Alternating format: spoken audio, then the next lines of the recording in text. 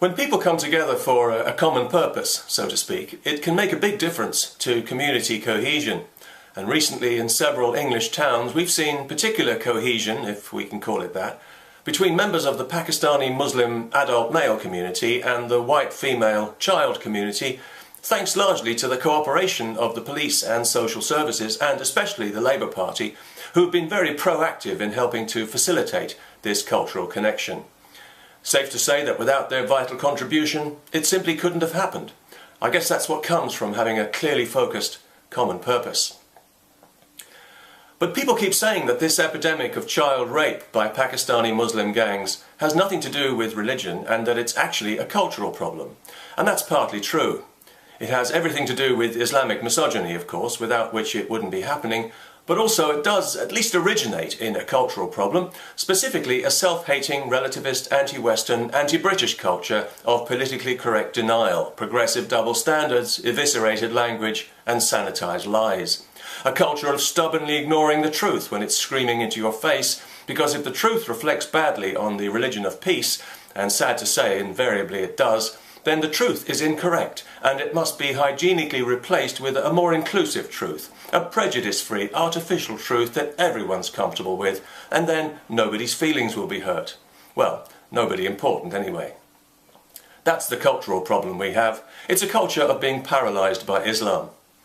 We censor ourselves and others over Islam in a way we would never do with any other religion, any other culture, or any other political ideology, when on all three of those counts Islam is uglier and more dangerous than all of them. We're terrified of saying anything judgmental about the most judgmental ideology on the planet, yet we're more than happy to judge anyone who does say something about it in the harshest possible terms, falsely, as a racist, as far right, like Mussolini's black shirts. Happy to deal in falsehood and slander just to shut these people up. So terrified are we of offending Muslims. Now that is what you call a phobia.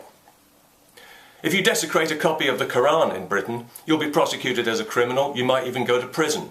Not because you've done any real damage, but because you've offended certain people, certain privileged people who must never be offended.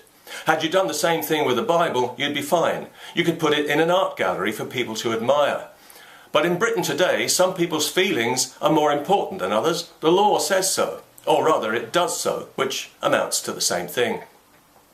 It hasn't always been this way, of course. We used to have a very healthy culture of free speech until Islam came along and put a stop to it, with the enthusiastic help of the police, I can't help but notice.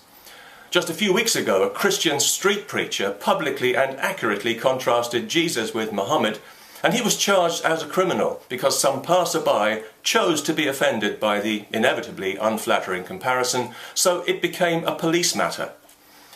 Now, it's well known that Muhammad married a 9-year-old child, which is why so many Muslims in the world today regard child marriage as perfectly acceptable. But if you say this publicly on the streets of Britain, you're liable to be arrested. The police and prosecution service, who for years conspired to ignore organised gangs of Muslim child rapists, will be all over you like mustard on a hot dog.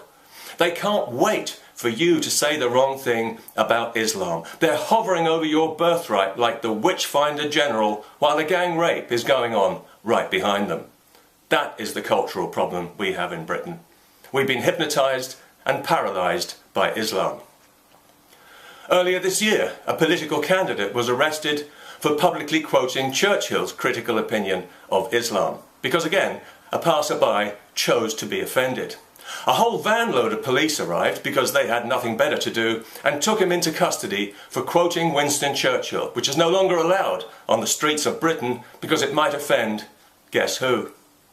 Meanwhile, Islamic hate-monger and professional parasite Andy Chowdhury is free to speak his mind anytime he likes through a loudspeaker, and it wouldn't matter if 100 passers-by complained to the police, he could keep on talking, even enjoying police protection.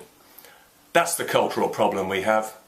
And our public institutions are so riddled with this double standard, it has seriously shaken our confidence that we can trust them to deliver justice. Who now trusts the police to do their job impartially when dealing with what's euphemistically known as other cultures, meaning Muslims? Nobody. And who can be surprised when, in Rotherham in particular, they appear to have gone out of their way to destroy that trust?